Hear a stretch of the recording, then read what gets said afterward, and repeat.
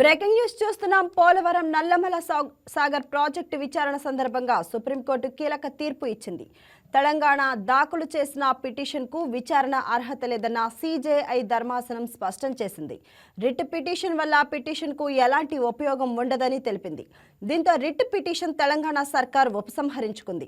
గోదావరి నది జలాల విషయంలో మహారాష్ట్ర, కర్ణాటక వాదనలు కూడా వినాల్సి ఉందని సుప్రీంకోర్టు అభిప్రాయపడింది. ఈ సందర్భంగా సివిల్ సూట్ ఫైల్ చేస్తామని సుప్రీంకోర్టుకు తెలంగాణ న్యాయవాది తెలిపారు.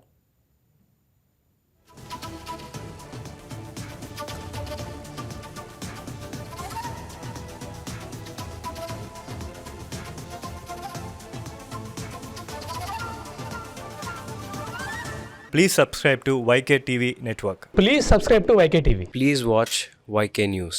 Don't forget to subscribe YK News channel.